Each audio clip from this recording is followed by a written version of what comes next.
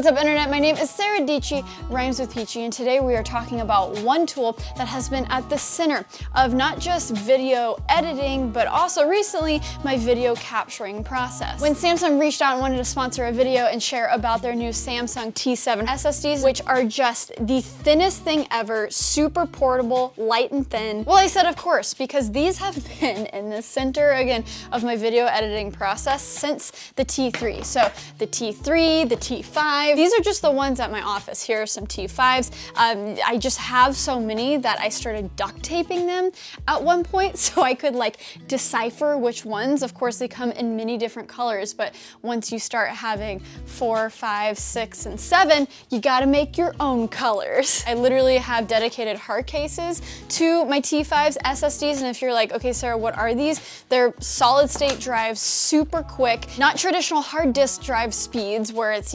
70 to 100 megabytes per second. This new Samsung T7 has read speeds up to 1050 megabytes per second and write speeds up to 1000 megabytes per second.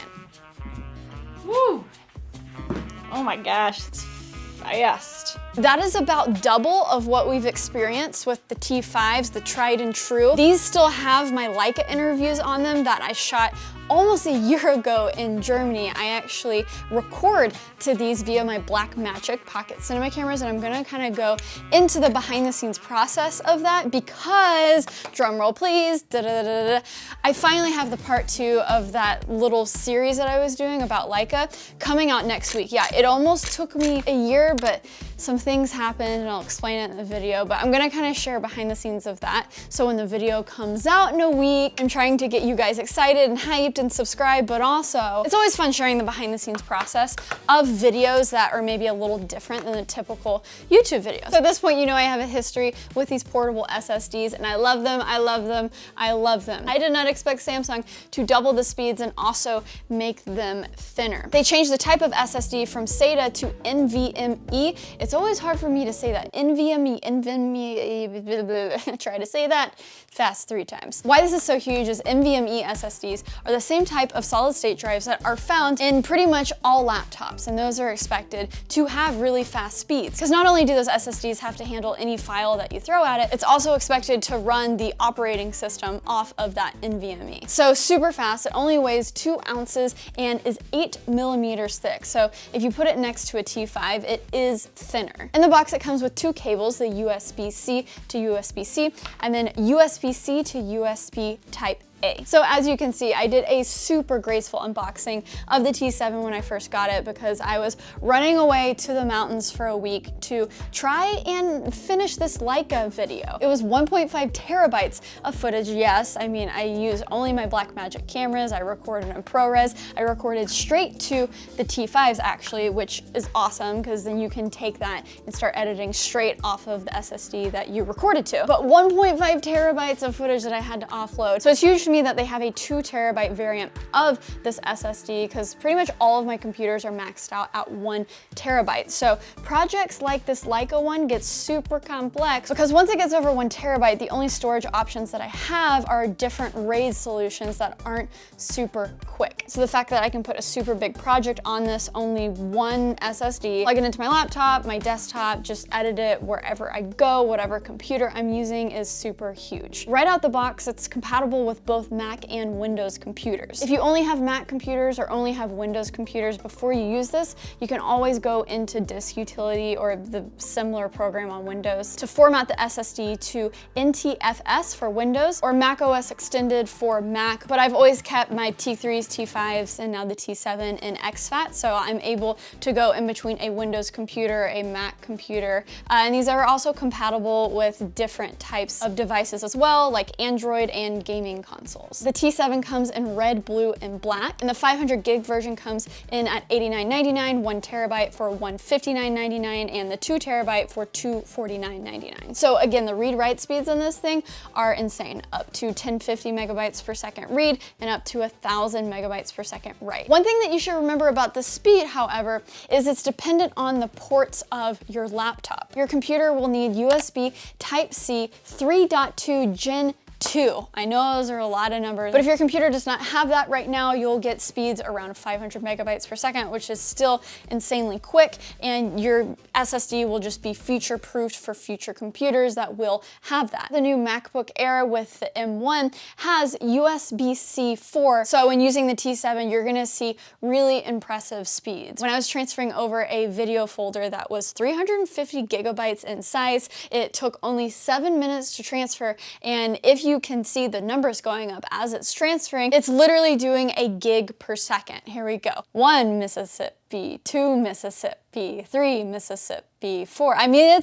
it's impressive. There also is a version of this T7 that I actually checked out at CES last year with a fingerprint scanner and password security, if that's your type of thing. So listen, it's 2 different types of conversation when it comes to storing files to maybe look at a couple times later, you know, multiple years in the future, but it's a completely different story when it comes to large video files and photos and any type of content that you need to regularly access and edit and, you know, be in Premiere and Lightroom and Photoshop and be doing active work on these files. If you're always running out of space to do that on your internal SSD, a T7 is such a good addition to your rig because you're not going to slow down your video editing process by offloading footage or putting a project and actively editing it off of these. Nowadays, I can barely put one big project on my computer. If I'm shooting with a new A7S and all-I 4K, forget about it. If I'm doing 3 different types of interviews, like when I was in Germany with my Blackmagics and shooting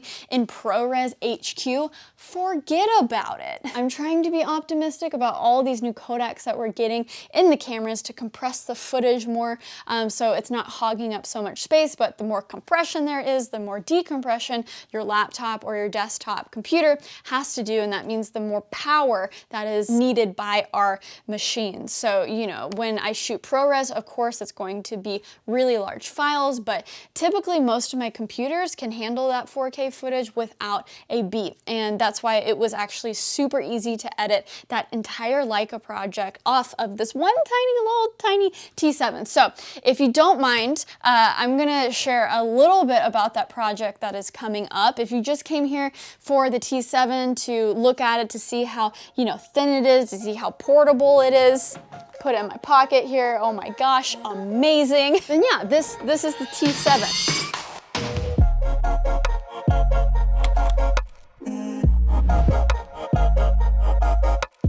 So I don't know if you guys have that one project, just that one project that stays maybe on some storage, just tucked away somewhere. And you're like, oh yeah, I'll get to that next month. Oh, I'll get that, you know, to next week. And then you look up one day and you're like, oh my gosh, it has been 6 months. It has been almost a year since I thought about that project. Well, that was the forgotten part too of me going to Germany and touring the Leica HQ and, you know, combining the story in between the heritage and the story of Leica with my own journey with, you know, the cameras that my grandpa gave to me. And I just got really freaked out, and, you know, some things happened out of my control, but ultimately I had editing block. You know, writers have writing block, and I was just like, I can't edit this video.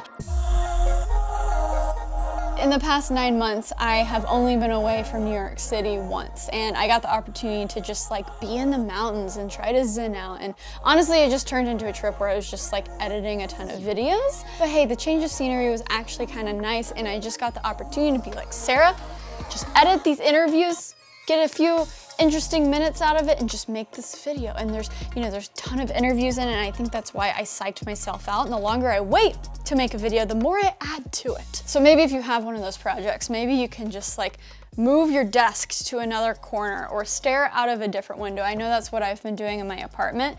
If I'm not at my desktop, I'll just grab my laptop and go into the bedroom or go into my living room, the only 2 rooms that I have, because New York. But changes of pace help in a time where things just feel super stale, and I'm excited to just get this project out into the world, because why did I take so long with it? Oh my gosh, it was just one of those projects that intimidated me so much. So I'm excited for you guys to see it. And I wanted to share just a little bit of the behind the scenes, so when you watch it, you're like, oh, cool, I wonder what she shot that with. So there's actually a lot of different cameras that I filmed this with. So the Panasonic S1, the Leica SL2, but all of the interviews and a lot of the Germany footage is filmed on these cameras, the Blackmagic Pocket Cinema cameras. And time again, I just always go back to these guys. And now that I discovered actually Blackmagic 709 LUT, it's just really pretty and gets the film footage to a really pretty place. It was just a joy to color grade. Basically, I start with that 709 LUT, and then I do some adjustments with Film Convert. But SmallRig has the coolest accessories to really rig